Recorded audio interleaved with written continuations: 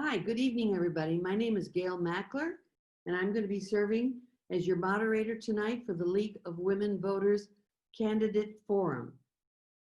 We believe that even though we are not in person, and we miss that by not being in person, we do think that there are certain advantages to having this forum by Zoom. Many more people who would otherwise not be able to attend can attend. And we think that you can make a more informed decision after you attend one of our forums.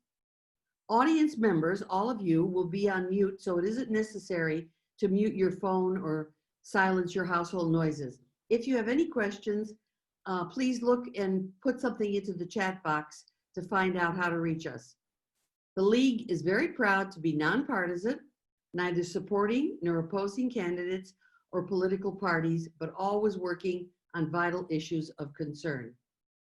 Our Voters Edge website is an online resource for more information about the candidates, the ballot issues, and detailed voting information. All candidates for local offices have been invited to include their information, and there is no cost to the candidate.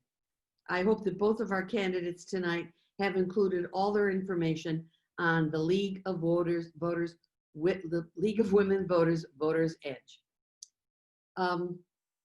We are recording this forum tonight, and it will be available unedited from the beginning to the end to the public on our website, leagueofwomenvoterssandiego.org. Now, we have asked our attendees to submit questions online before the forum. Those in attendance may also submit questions using the link provided in the chat box. Please remember to use civility and respect in wording your questions in a general way so that both candidates can respond to the question. We have organized the questions to avoid duplication and to assure topics of greatest interest that are asked. Our question screeners from the League are Jane Andrews and Ann McDonald, and the screener from our host group is Janet Latang. The timekeeper is Scarlett Lopez, and we will adjourn tonight at 8:15. Now, with that said, I want to thank you all for joining us on this Zoom webinar to become a more informed voter. This forum is for the office of Poway Unified District School District Number E. The candidates are Cindy Sytsma and Jimmy Karam. We are using the League of Women Voters format. The candidates will have 2 minutes each for their opening statement, 2 minutes for their closing statement, and 1 minute to respond to each question from the audience. We will alternate who answers each question first, and I will repeat the question to each candidate if necessary. And prior to the start of this event, we chose the order of speaking. And now for their opening statements, we will begin with Cindy. Cindy, you have 2 minutes.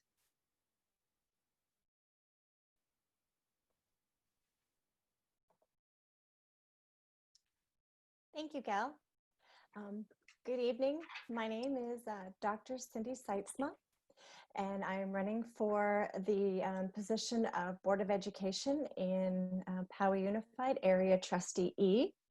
I am a local girl. I was born and raised in Poway Unified.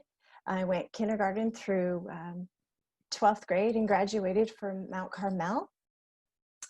I went on to earn a bachelor's in criminology. I have 2 teaching credentials. I can teach in special education and multiple subject education. I have a master's in education, and I have a PhD in human services. My career path has allowed me to be not only, I served for a short time as a law enforcement officer, and then I went on to become a teacher, where I taught for 8 years in San Diego Unified. I wore many hats, from being a special ed class teacher to a resource teacher. I developed a learning resource center. I moved on to help open an alternative high school, and had the opportunity to create a very unique program where kids, high school students, were at school 3 days a week and they were at internships 2 days a week. And it was project-based. I then, after completion of my doctorate degree, got picked up by National University, where I have spent the last 16 years. 9 of those years I taught in the credentialing program and teacher master's program. And then I developed a master's program in juvenile justice with a lens towards special education, and then spent the last 7 years teaching juvenile justice and criminal justice classes. For the past 8.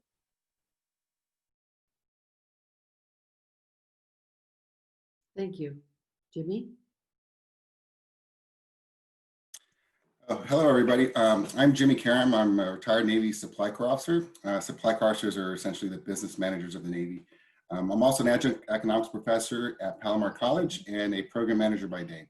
My education includes a Bachelor of Science from the United States Naval Academy and an MBA from USC, and a Master's in Performance Psychology from National University. I bring a skill set that is unmatched by any other candidate or school board member. And in addition to my business and management experience, I'm also a member and a certified mental performance consultant with the Association of Applied Sports Psychology. And most importantly, I'm currently, as an adjunct professor at Palomar, I'm currently teaching 2 sections of economics at Escondido High as part of their dual enrollment program. So that's been fun.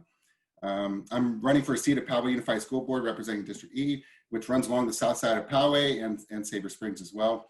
A number of these schools in the area are Title I schools, and I've spoken to many administrators, teachers, and parents in the area, and they feel that they're being underrepresented at Poway Unified District level. So I plan to change that, and I plan to give them a voice at the table, and I plan to lead with strong values and emphasizing equity over equality.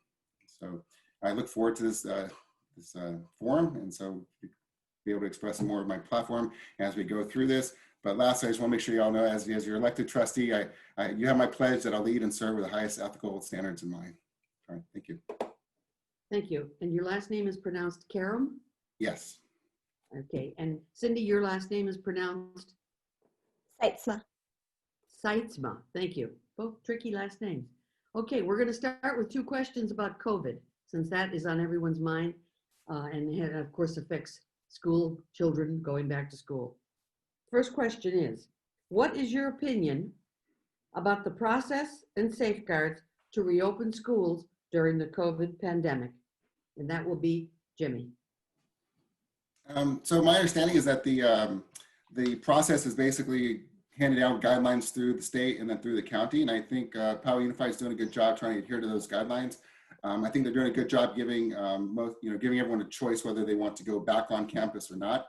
Currently, right now, since we were on the watch list, everyone's basically learning from home and distance learning. I do like the way they plan things out. My concern is the communication and allowing, giving kind of that stable, predictable communication to the public. I guess we were ready to go and open up in December, and now they're talking possibly doing it in November. I'd rather see that go in a different route and be able to just give people set dates to go by, and then be able to do a reassessment at that point. So that's my concern. Is there's a little bit of the stream of anxiety with the parents as to whether or not we're going to be on campus or not, and so that's the only criticism I would have of the district. Other than that, I really love the online academic learning. I think they're doing a wonderful job with that. Thank you. Cindy, what is your opinion about the process of opening the schools? Okay. Well, first and foremost, I want to say that I think that Poway Unified, the way they have rolled out the virtual learning for the fall, is night and day over what was there in the spring. So I commend their hard work. I'm on campus on a regular basis. And I have been over the last several weeks, and I'm hearing the concerns of the parents and the teachers. And my opinion is that I appreciate the district is taking their time to make sure that we have all the safeguards in place, and that we're not going to rush our kids on campus for their safety. And I'm compassionate towards all the parents that are essential workers that don't maybe have the skill set or the understanding of what their kids are learning, but we're there for them. I'm a teacher and a parent, and I'm helping on the campus, and we're going to do this in a safe way. Thank you, Cindy. Okay, the second question, I'll start with Cindy, and then we'll go to Jimmy. During distance learning due to the COVID, how can we address the inequalities due to transportation barriers for the kids in need to get to the 12 schools, there are 12 schools in the district, where the federally funded free breakfast and lunch programs are distributed? What is your idea of how to get those kids there? That's a great question. One I hadn't actually considered before. But knowing who the population of kids are that are in most need for those lunches and those breakfasts the next day, as they would, we were given the application to fill out, who qualifies for the free and reduced lunches, and then arranging drivers that are employed with the district, like our instructional aides and our character coaches, who are right now making copies and helping the teachers to prep in the classroom so that they have a job. They could possibly one of those identified drivers to keep them employed and busy. Okay, thank you. Jimmy, you need me to repeat the question? Yes, please. Because of the distance learning, because of COVID, how are you going to address the inequalities due to transportation barriers for the kids that are in need? How are they going to get to these 12 schools that are in your unified district to get the federally funded free breakfast and lunch program, which is being distributed? Yeah, so I haven't thought about this question either, but I see there's, Meals on Wheels could be an option. We do have drivers in the district that are definitely have the assets that are able to bring the meals to the kids. So we would have to look at the numbers and if that's actually feasible. I know when we did this in the spring, we kind of had breakfast and meals set up at the schools, but then there's the question of whether or not the children are able to get to those locations. So we need to find out where a good meeting spot is if it's not the school, but that's where I would advocate for first, and then take a look at the numbers of children that require those meals, and then find a way using the drivers that we already have that are already employed to get those meals to the children. That's pretty much how I would look at it. Obviously, to really find a serious solution, I'd want to talk to the people that are doing the work on the ground and find out what their thoughts are on how to get that to them. So I would always look to the people on the ground doing the work and look for some advice and see what they would encourage as a fix. Okay, thank you. Now we're going to switch topics. This is social and economic issues, race, and mental health. I will start with you, Jimmy. 2018-2019 school year, Poway Unified Survey results stated that 1 out of 5 11 grade students had thoughts of suicide. As a board member, how would you approach the issue of mental health among the student body and also the staff? Sure, that's a great question. So one of my initiatives is to get more counselors, more education training onto campuses. That always, I say every time I say more counselors, everyone thinks, oh, that's going to cost a lot of money. But I have an initiative that would work where we can team up and partner with local universities and use some of the interns from there to come over on campus with a strategic program in place to teach like mental health, teach performance psychology initiatives like how to deal with adversity, how to deal with anxiety and cope with all of the stresses in life and so forth. But we can there's an efficient way to get students on that are learning to become counselors, get them on campus, our campuses, and they can acquire the hours needed. And then we can also get the services for not only for our students, but also our faculty and our staff and even our parents. There's lots of great programs that we can do. I've already started some of that when I was working at Poway as a volunteer, as their leadership and mental skills coach. But there's a lot of really good resources in the community that we need to start leveraging. And as a board member, I would definitely take on that initiative and make those relationships work and to get them on campus. Thank you. Cindy, do you need me to repeat the question? Yes, please. During the 2018 and 2019 school year, Poway Unified did a survey, and the survey results stated that 1 out of 5 of the 11th grades had thoughts of suicide. As a board member, how would you approach the issue of mental health among the student body as well as the staff? Thank you.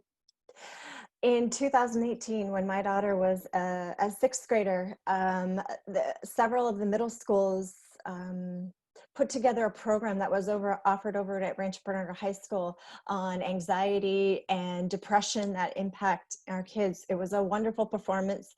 And I don't remember the name of that organization, but they had said, we're here as a service to, help your kids. It's a tough time as they go through adolescence and the stresses of school. I agree. It is a very sensitive and important topic, and we need to be very aware of our kids. And even right now with COVID, so many kids are struggling with depression, being isolated from their friends. The district has Caring Connections, which is a free service that is open to all the kids. It just takes a phone call to their counselor to be referred, and then there's resources from there. Okay. This is a similar question, and I'll start with you, Cindy. As you know, or maybe you don't, the Poway Unified has a youth in transition program. Hundreds of students that do not have a guaranteed stable place to sleep. Now, with the economic upheaval of many families due to the COVID, how can you support these kids in these uncertain times? I have thought about that population of students from the time that we were sent home, and we have heard about all this communication that, as someone who's well connected, I feel fortunate to have that information. But when the district was trying to figure out, who needed Chromebooks and who had access to internet, clearly those kids, they don't, because they don't have a stable home environment. So it's important as a board member that, obviously in confidence, that who those kids are, and that you are have, either through Caring Connections or counselors through the schools that are able to communicate directly with those kids, because maybe they don't have a phone or internet, and so that they can be provided the resources they need to stay within their grade levels and accessing their materials. Jimmy, Poway Unified has a youth in transition program. It has hundreds of students in it who do not have a guaranteed stable home and a place to sleep. Now, with this economic upheaval, how would you support these kids in these uncertain times? So Poway's already doing a really good job. Well, they're going in the right direction. I know they're getting grant money that's out there. They got in a Black Society, they recently put in washer and dryer, so these youth in transition can go get their clothes clean. We need to keep doing more of that. I know there's money out there. I know the County of San Diego Board of Supervisors just put out a bunch of money for grant money for mental health services. So there are resources out there that we can tap into, whether it's a school board trustee doing it or somebody on staff, but we really need to make those connections and find the money that's out there, because there are funds and there are grants that really speak directly to this. Whether it's a homeless population grants, whatever the case may be, there are resources. And I think it needs somebody on the board that can make those connections in the community to be able to find out what resources are available to help those children that are in transition, and make sure that they know they have a safe place to go. Again, in the same issue, do you feel, Jimmy, that the school district is doing enough to address the immediate issues related to racism on campus across the district? Yes or no? How would you change it if it was up to you? Yeah, so we just passed a resolution in June, which I thought was a fantastic step in the right direction, anti-racism resolution in June, and I really applaud the board for doing that. And even since June, they've already announced a number of initiatives that they are undertaking, whether it's new curriculum or it's disciplinary action. But there's one thing that I feel like they're really missing, and they're missing the mark on children or students who went to Black and PUSD. By the way, applaud the student body that stood that up. They need a safe place to go. And so I have a Safe Place Program initiative, which is very kind of modeled after the Naval Academy. We had a very similar initiative where basically staff and teachers can get additional training. And then once they get this additional training, they get credentialed, and they can put a placard on their classroom saying that's a safe place. And then students now have a place to go. They have plenty of options to choose from with a teacher that they trust, and they can address the situation of what those issues may come right, whether it's harassment or microaggressions, whatever the case may be. And then they can go, and the teacher can then direct them through a series of protocols, and maybe help them get the right help that they need, or at least have a place for them to kind of talk and invent, not even vent, but just to express some of their anger and frustration. I think it's incredibly important. And that's the one step I would do, a safe place program. I would initiate that program in the district. Thank you. Cindy, do you feel the school district is doing enough to address issues related to racism across the district? What would you change if it was up to you? Like what Jimmy said, I completely agree. I think the district is really going in the right direction right now. I know that there's a lot of kids out there that still want to be heard. I've had, working with middle school students myself, I've had a lot of conversations over the last few months and heard their concerns. I have some girls that are working on some projects that delve in this area that, you know, they're concerned for their the diversity and equality in the classroom and in the curriculum that's being presented is it's critical to all of our kids that, you know, the racism is not acceptable. And I also applaud the student who started that, the Instagram page on Black and PUSD. It's important these kids are heard and that they feel like they're safe and have equality, and they know they can go into the schools and it's everyone is going to be treated exactly the same and be heard the same. Thank you. I learned this afternoon from Janet Latang, one of our questioners, that the Poway Unified School District has a lot of different students from different ethnicities, tough word to say. Yeah. All kinds of breakdown from kids from all different backgrounds. Yes. Do you think the Poway schools are working to address the issues of this diversity and ethnicity and inclusiveness? Do you think that they're working hard to do that? Well, this relates a lot to the last question that you just asked. I think that the multicultural diversity in our district is beautiful. And there's some schools have more diversity than others. I would love to see our kids to have more exposure, because the more that we see diversity, whether it's through their curriculum, through the materials that are provided in their classroom, I think it's only going to help our kids as the next generation of adults to see each other on a more of a level playing field, rather than have these ingrained prejudices from, you know, previous generations that are maybe pre-existing. I, for one, you know, do what I can to expose the children that I work with in the classroom and in my youth groups that I work with to diversity, because it's important. We're all one part of one human race. Thank you. Jimmy, how do you think the Poway School District should work better to address the issues of diversity and inclusiveness? So I think that we are, I think we're just getting started. I think there's a lot that we can do as a school district. I like the idea. We're going to hopefully approve these 2 ethnic curriculum courses, but I think we need to start at a younger age. We need to get some more ethnic curriculum studies at a younger age and kind of work our way up through high school. I like the idea of having a task force, a curriculum task force that involves not just teachers, but also involves parents. So we can make sure that the voices in the community are represented in the classroom as well.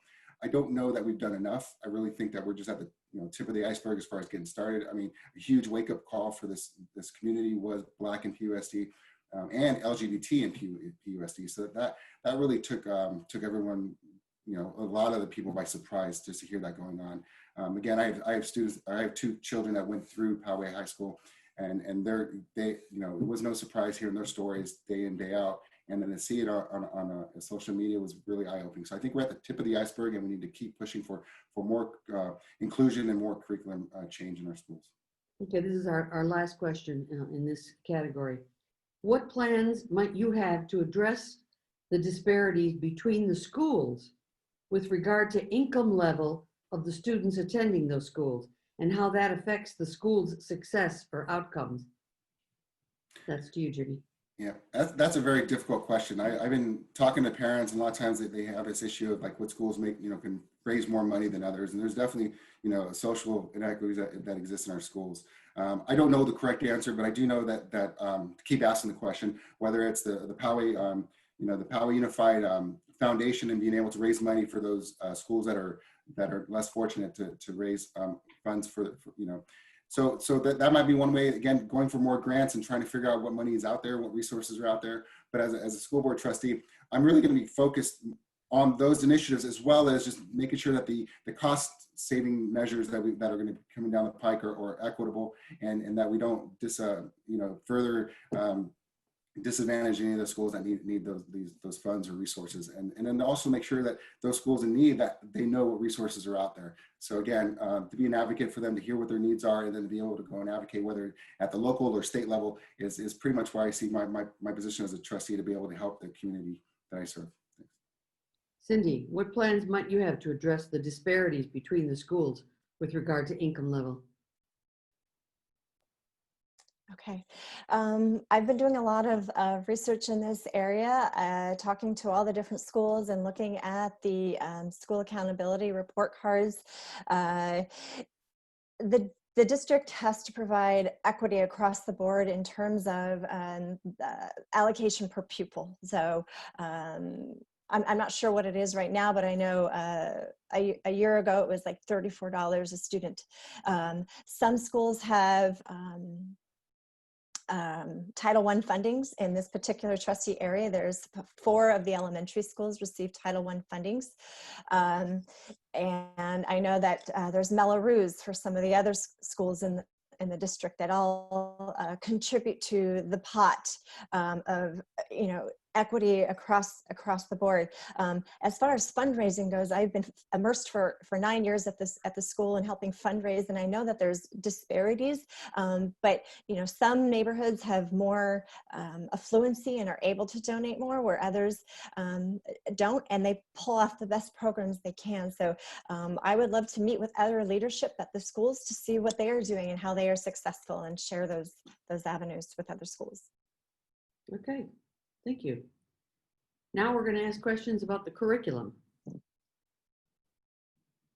Visual and performing arts is a California core curriculum. How would you work to ensure that all Poway Unified students have equitable visual and performing arts opportunities, K through 12? I know that at the secondary schools, it is an elective option. And at the elementary schools, it's different. There's not as the opportunities are not the same from one school to the next. I come from a household where both of my children are very much involved in the visual and performing arts, and I see what it does to them, to build confidence and exposure to music and dance. Working with different groups, you're learning to work as a team in a different way, and I am a huge advocate for keeping the visual and performing arts. With the other schools that don't have it, I know we've worked hard, and we have it at Garden Road on a very small level. It's not enough. It needs to be more, but it needs to be made available through the various programs that are out there, that to bring it on, even to expose our kids even just a little bit, and to continue the grade level performances at the end of the year. Thank you. Jimmy, visual and performing arts is a California core curriculum. How will you work to ensure that all the students have equitable visual and performing arts opportunities, K through 12? All right, fantastic question. Real quick about the Title I schools, and then we have 4 schools in our district, but if those are the schools I'm worried about. I'm worried about the schools that are on the margin that don't quite qualify for Title I, and that's where some of the attention needs to be addressed. Going back to the visual arts, performing arts question, in Maryland, when we lived in Maryland for 3 years, they had a really cool public giving program that was set up where people with old instruments would be able to get them refurbished and donated them to the school. We had a fantastic school teacher there, that music teacher that was kind of had this all up. And what was really fantastic about that program was that all these old equipment that, you know, you name the musical instrument, it was able to be kind of donated all the way down to the elementary school. So when some of those less fortunate students who were not able to rent or buy their equipment were able to benefit from this program. And they also started playing instruments a whole year earlier than we do here in Poway. And I loved it because my kids were there at the time, and they started picking up the violin or the viola, and they were able to carry that instrument all the way through. And so having a public community social program where you brought in your old instruments will take some effort and some time, but I think it's definitely worth the interest or the investment. Thanks. Thank you. This question's to you, Jimmy. Do you think there should be curriculum changes to address the issues of diversity and equity? What curriculum change might you endorse? 100% yes. So I think there's California is already looking at the ethnic cultural studies where they highlight African American, Native American, Asian American, and Latinos, and presenting that as a more realistic view of their history in the States. And I would support that. I mean, the draft is really kind of, the first draft went in and went out, but it didn't approve. But I'm looking forward to the next one. I like what Poway Unified is already doing with the 2 courses that they're offering up. And they're kind of getting their feet wet, but I think there's still a lot more room to grow. Teaching slavery the way it actually really occurred, real history, I think is another good improvement that we would improve, put into our curriculum for our children. But the key there is to start all these new curriculums at an earlier age. I'm talking from elementary to middle school and then to high school, not just the 1 or 2 classes in high school. I think we can do a lot better job as a community by getting these new curriculum of ethnic studies. And again, having an ethnic studies task force. I love that idea where you include the community to help make those decisions to make sure that what we're teaching children actually reflect reality. Thanks. Thank you. Cindy, do you think there should be curriculum changes to address the issues of diversity and equity? And what might you endorse? Yes, I agree that there should be some changes in the curriculum, particularly when they're talking about history and current events. That all ethnicities are represented from the time the kids are little to as they go through middle school and high school. We are headed in that direction. There's a lot more that is needed to be done, but there's between curriculum and media that they present in the classroom. Even right now with virtual learning, there's a lot that the teachers could be incorporating as they talk about social studies and history. And there have been things that have been taken away in the past. And I think it's time that, those shifts are made to go back in the other direction for society and for our kids they should be better than we are. Thank you. This is a question also in the same vein in the curriculum issue. How could the Poway schools change the overall curriculum in order to better prepare students for life in the 21st century? And this is to you, Cindy. Okay, well, there's a lot to that question. How can they change the curriculum for kids headed in, further into the 21st century? That a lot of the textbooks are dated. As I've had recent conversations with some of the teachers, some of the materials are very much dated. Interviews with students and high school students in the last year as a part of the master plan said that a lot of teachers are using supplemental materials. If that is the direction that we need to go into, for not only for providing more relevant and current material for our students, but as a possible budget budget cut, so budgets can be shifted to other directions if textbooks really aren't the relevant tools anymore. Thank you. Jimmy, how could Poway schools change the curriculum to get these kids ready for the 21st century? Right on. In 2016, I brought up this issue. Just retiring from the Navy in 2016 as an economics professor. When I was a student at the Naval Academy, the hardest courses were chemistry and calculus. But as a professor at the Naval Academy, I saw that had changed. And essentially, it was basically cybersecurity and teaching students how to code and how to think, in those terms. That became the hardest course for most freshmen and sophomores at the Naval Academy, is how to learn how to use Java and how to code. A lot of them didn't have that experience. Well, in the gig economy and in the technology that we're at 4 years later, I would advocate, as I did back in 2016, the one thing that we can do to help our students in the future is to make computer science part of the curriculum all the way from, even go as early as kindergarten, first grade, all the way to 12th grade. And you'll see that there, at the time in 2016, there was about five school districts in the state that were already doing that. They started up a task force to try and figure out what this curriculum would look like, and Poway was not part of that. And that I would love to see nothing more than to have Poway Unified part of that new curriculum, bringing computer science all the way from kindergarten all the way up to 12th grade. And that's the best way, in my opinion, that we can help our students moving forward in the future. Thank you. This is one question on distance learning. I'll start with you, Jimmy. How can the schools better assess whether students are learning during virtual learning? All right, that's a great question. So we just started this online learning with the Online Learning Academy, and I also teach at Escondido, and so we're doing everything virtual. One thing I will say that I don't think anyone should do is I don't think we should lower our standards. I think we should do just keep them going as the way they are. I think students will model our behavior as parents and as teachers, and they will ride that behavior as their own. I'll put a shout out to Mrs. Gallanet. She has my second grade Cooper. He loves class because she's really energetic and has a lot of fun, and she's all for it. Mr. Fisher, who's a math teacher in 9th grade, Emerson, my 9th grader, loves him because he's fun, but he also holds her accountable. He marked her tardy. We need to keep that effort going forward. As far as assessments go, again, we can still do distance learning assessments, and we can also do, I'm not a big fan of standardized testing. I don't think it works. I think it tends to discriminate against minorities and so forth, but we should keep our curriculum at where it is and keep the standard at that level that has made Poway such a really good school for high achievers in the community. So I think we should keep the standards up high and maybe go into some other stuff right now. Thanks. Thank you.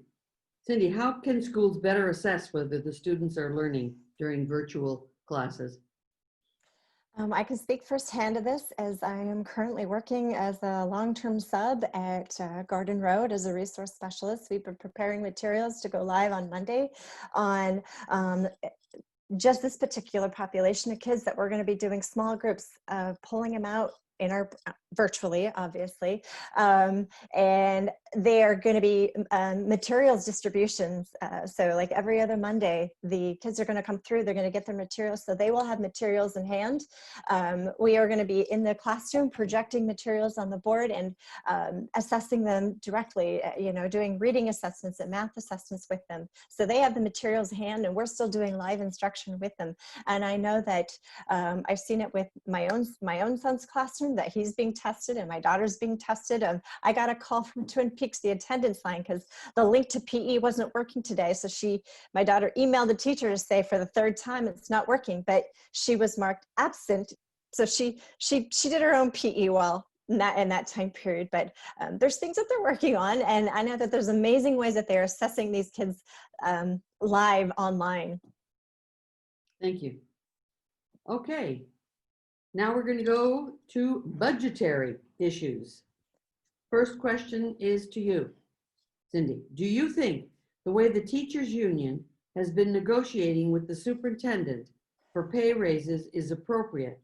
Do you think the board should be directing those negotiations instead of the union?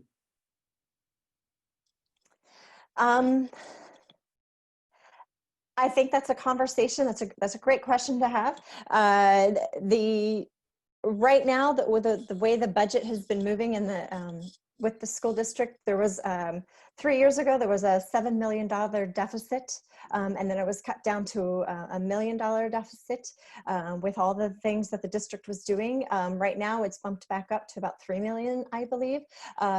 Salary increases. The latest conversation that I heard was, there's a freeze right now. Not that I don't think that teachers are worth everything that we could pay them. There are teachers that are teaching our children, but right now there's a lot of measures that are budgetary focuses on trying to get the classrooms safe. There's filters in all the classrooms, and the classrooms have all been cleaned, and there's filtration systems. So as far as salaries goes, there needs to be a hold on that conversation just for a little bit to get things stabilized and get out of this pandemic. Thank you. Jimmy, do you think the way the teachers union has been negotiating with the superintendent for pay raises is appropriate? Do you think the board should be directing those negotiations? So that good question. I know there has been a freeze for the next 3 years when it comes to this.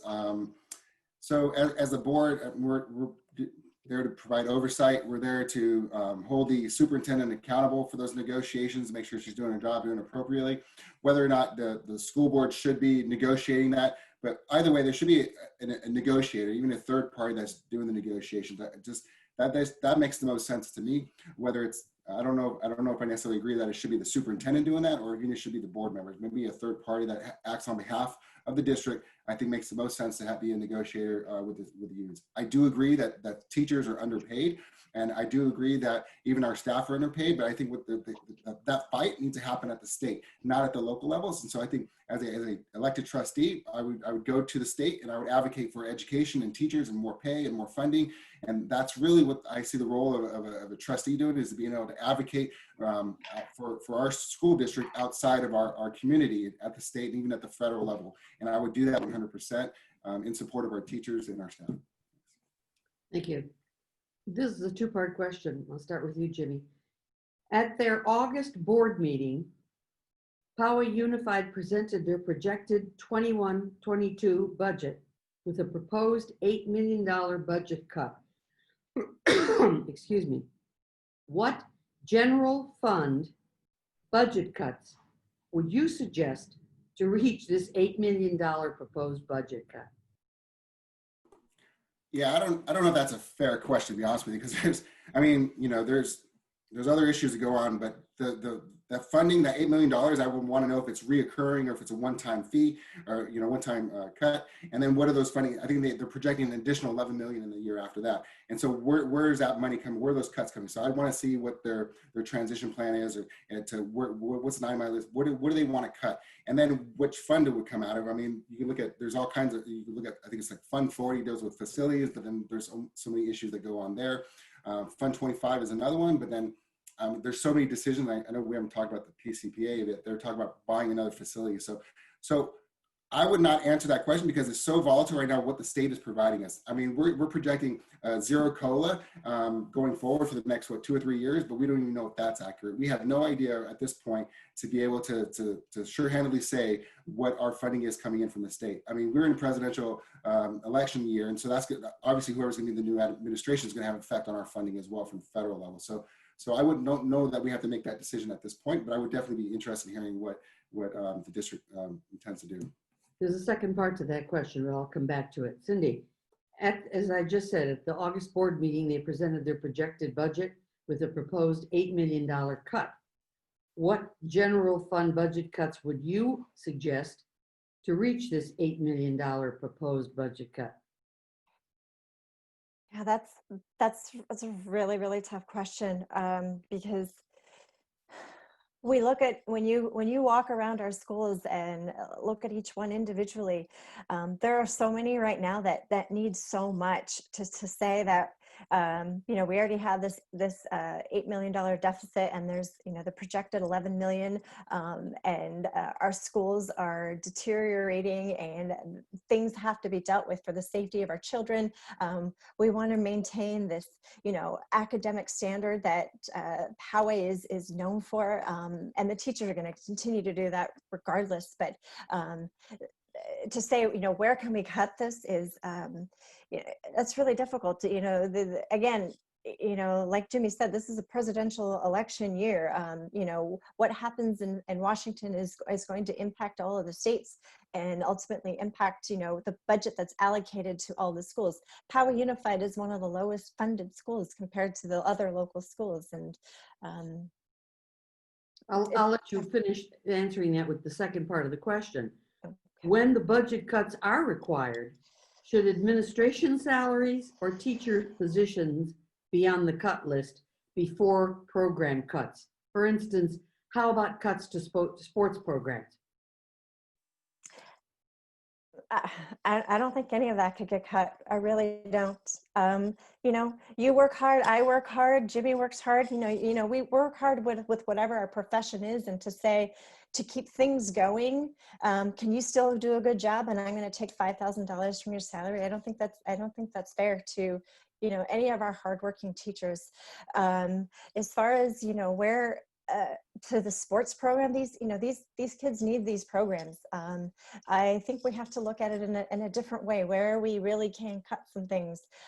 I don't want to see jobs affected. There's been millions upon millions of people that have been affected because of COVID, and I don't want to see anyone else affected right now because of the deficit and the budget. So I don't want to cut programs. I don't want to take away from teachers' salaries. We're going to have to look at another angle and involve the community to say, how can we keep our schools nationally ranked, and our schools, the infrastructure safe, and the job and the teachers feeling confident knowing that they are respected to do the job that they are hired to do. Thank you. Jimmy, Yeah, when so part of budget my, cuts are required, should the administration salaries or maybe teacher positions be on the cut list before programs? How about cuts to the sports programs? absolutely no to any of those to sports programs, to teachers, and now my expertise is in operations, so I'm not convinced that we're operating efficiently. My last two companies ago, I was in charge of finding cost savings measures over a budget that was pretty equivalent to what Poway Unified School District is, and within 7 months, I was able to find close to $20 million in cost saving measures. So I would really look at our operations, whether it's the food service, transportation, whatever it is. I'm pretty sure there's cost saving measures in there that are not realized. This district has this reputation for making top down decisions and not actually talking to the people on the floor. So if we can get to find out how to make our operations more efficient, I bet you we can find some cost saving measures in there. But if I had to come down to it, if I had to make a decision, maybe I look at the administration and see where can we cut out some fat there as well. But I would not cut any, no teachers, no programs. Those would be a little further down on my list. But the first thing I would love to do is to get into the operations, just kind of do an assessment and figure out how can we save money in our operations. Thanks. Okay, to you, Jimmy. Do you support, or how would you plan to maintain the building infrastructure of the Poway schools, given the recent failure of a bond measure in March? So that bond measure, there's a number of reasons why I think it failed, but it wasn't just Poway. If you look across state, a lot of bond measures failed in that election cycle. But one thing I think we can do better as a district is to be able to restore those community relations. I think when the bond measure came down, I think it was a little bit too much, too fast for the community to process. I think within like 2 or 3 months, all these workshops started happening. The superintendent started going around trying to get people to buy in on this. Nobody had any say. It was either you take it or you don't. It was like $400 million. It was kind of a large pill to swallow, especially with what was going on 10 years ago with the CAB. Those relations haven't been restored, even though it's new leadership. I think the district needed to do a better job of communicating and maybe reaching out with a survey, finding out what people were willing to put up for a new school bond. Because there's no doubt we do need another school bond. When and how much are the questions that remain, because our facilities are deteriorating. They need some serious attention. But it's the community relations, I think, that we need to work on as a district with the community on how to make that bond work for everybody. Thank you. Cindy, how would you plan to maintain the building infrastructure of the Poway schools given the recent failure of the bond measure in March? I know firsthand that the infrastructure at many of the schools are of great concern.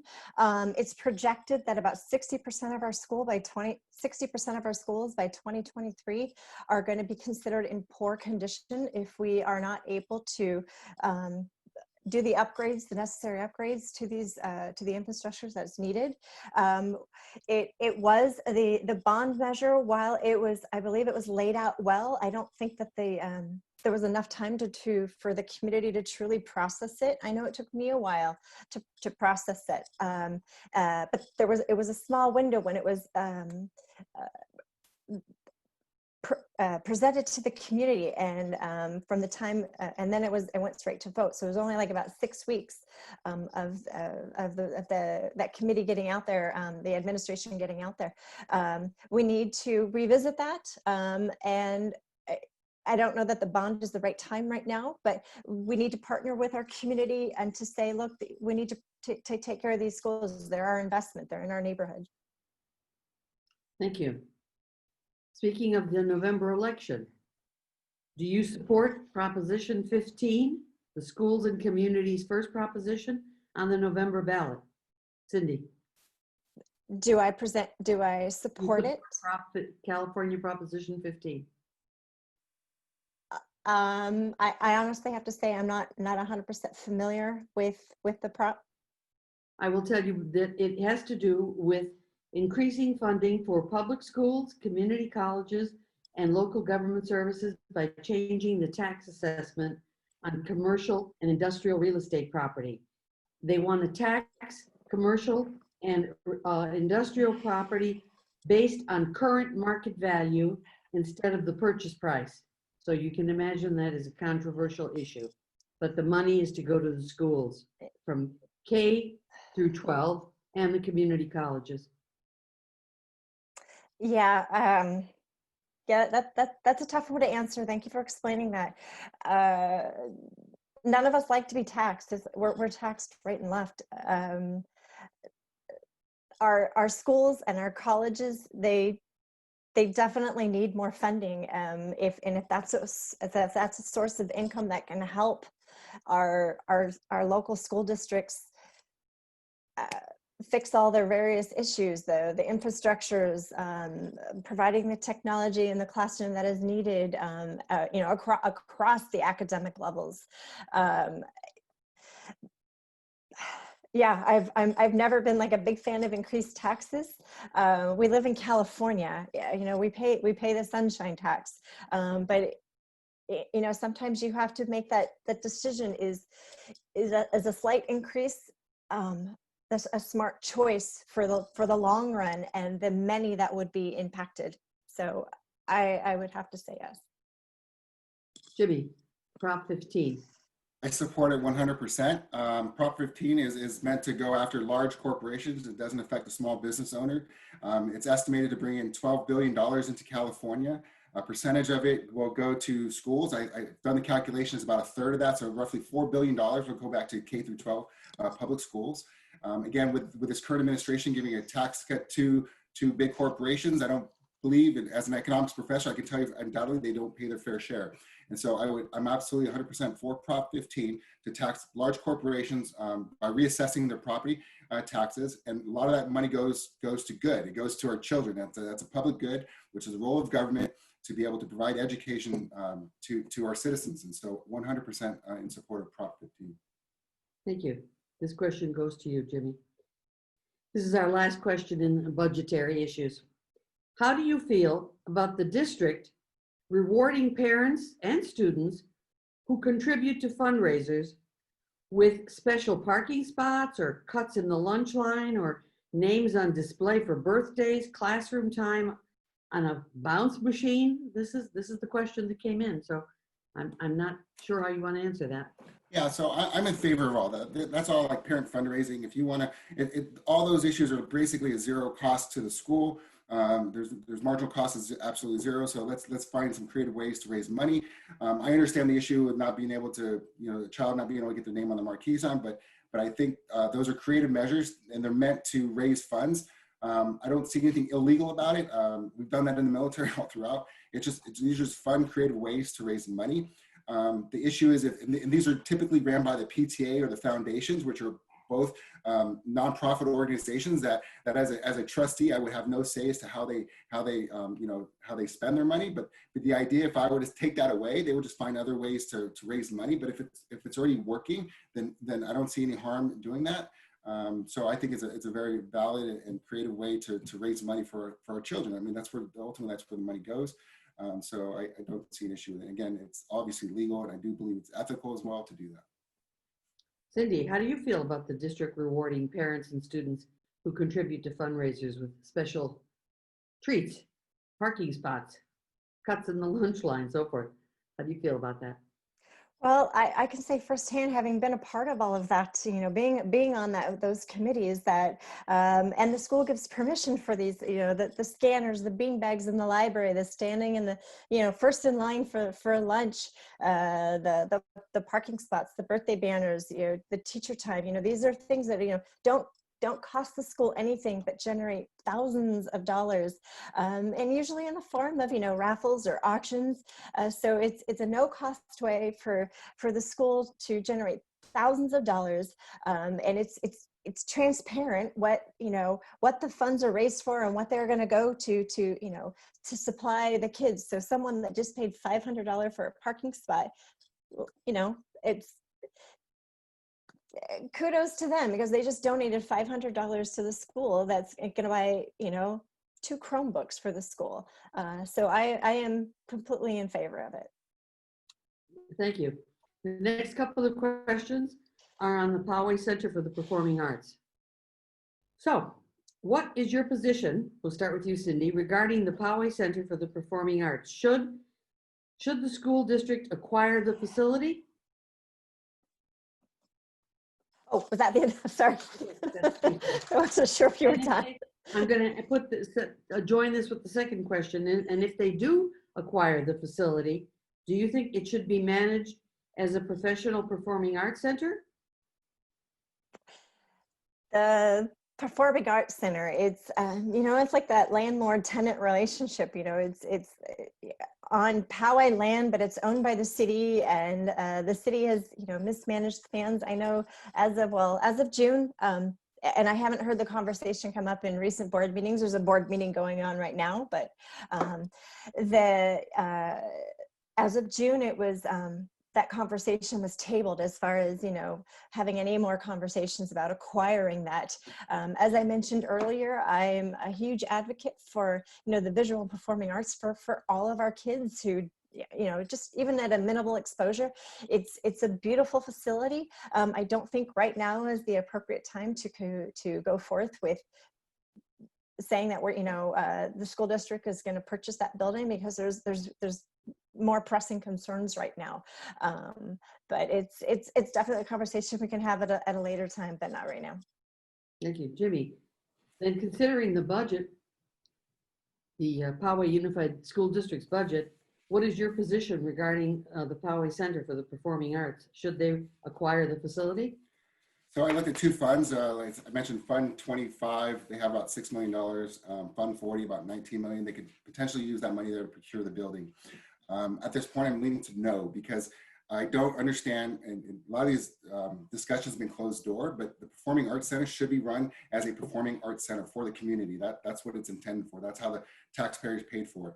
There's a lot of organizations that are affiliated with Performing Arts Center, so I think if the school bought it and didn't allow that access to it, that would be a huge mistake and disservice to the community.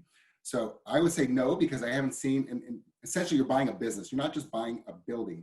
So I would love to see what those projections look like, not just to buy it, but to operate and maintain it. I would love to see what their business plan looks like to be able to run and bring in revenue.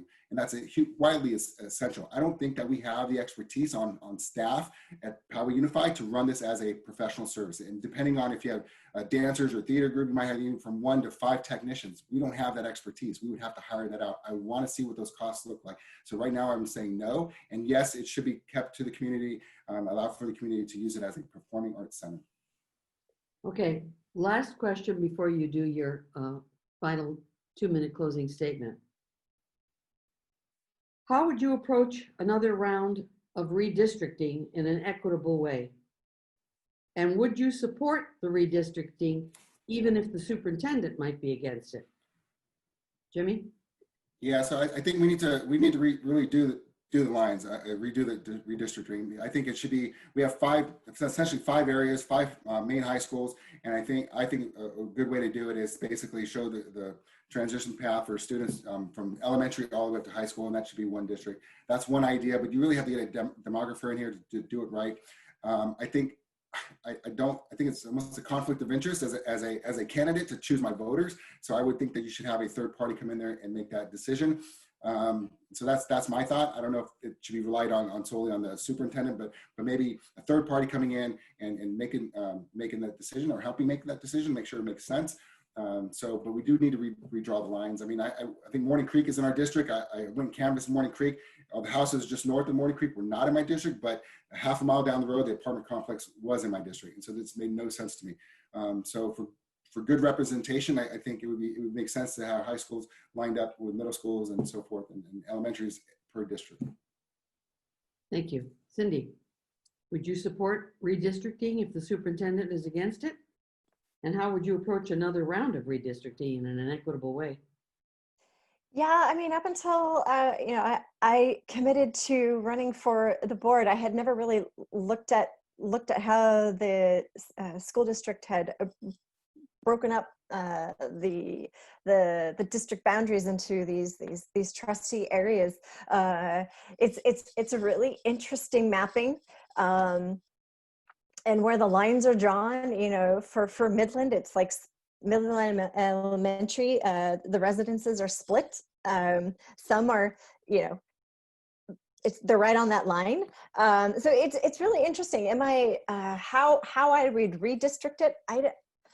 I don't know that I can say that I'm completely in favor of having district, because, board members make decisions for the whole district.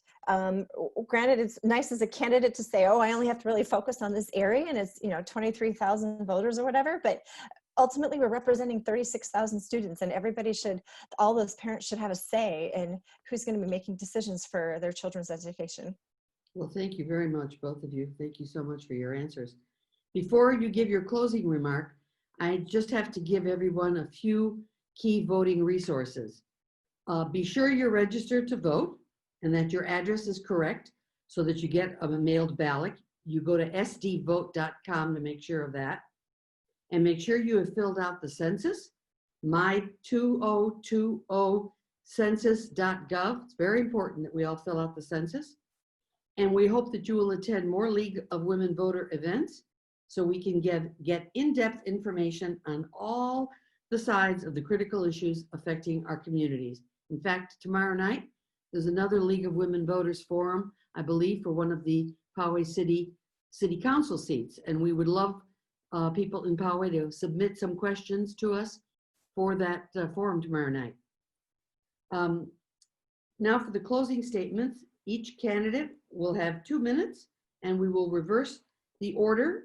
We'll begin with Jimmy, and I would suggest that maybe you include in your closing statement, what do you think the biggest challenge is for the Poway schools in the coming 5 years? All right. Thank you. So I've served in the Navy for over 24 years. And I like to believe I made a difference in every duty station I served at. As an officer, I have enormous impact on the lives of sailors and their families, and later on with so many students serving as a professor, academic counselor, and even coach. I've always strived to provide a supportive culture wherever I could by being responsive to the needs of the people I served. I'm running for school board so I can do the same for this community. I see how far behind this community is regarding recognizing and addressing social injustice. And now I do applaud the current board for passing the anti-racism resolution in June. I plan to be there to hold our superintendent accountable to that resolution. I also see the socioeconomic disparities in District E alone. I mean, I've dropped door hangers from multi-million-dollar homes in Stonebridge all the way down to manufactured homes in Midland. And as a school board member, I'm not here to change those socioeconomic differences, but I'm here to acknowledge them and to take them into consideration when it comes time to make those important decisions. I'm here to support my community and give our children every possible resource to become successful.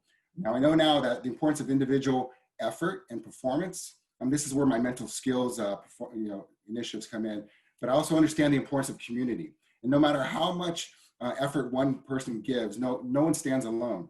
We all require a supportive and accepting community to discover and reach our goals. And that's where my confronting systemic racism and social inequities comes in. And once you understand the importance of improving an individual's social and emotional development, coupled with improving the community in which they live in, I mean, by the likes of providing like structured and safe environments, one that confronts systemic racism and one that provides no excuses and one that acknowledges and addresses the social inequities, I mean, then you understand the enormous positive impact that you can have on generations to come.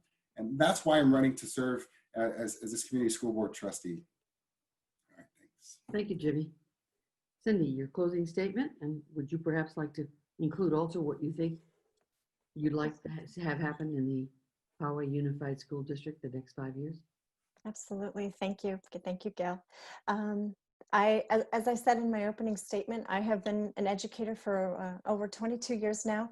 For the past 9 years, since my children have been students in Poway Unified, I have been not only a substitute in the district to give back, I have been on the PTA board every single year. I have served with almost every event that has happened on campus, from making copies to running country fairs. I give back to the community in terms of, youth leadership. I work with, Girl Scouts and Little League, and I have dedicated almost my entire adult life to giving back to kids to try to improve their lifestyles. And it's one kid at a time. And I've touched some amazing kids that have, been in and out of juvenile detention facilities.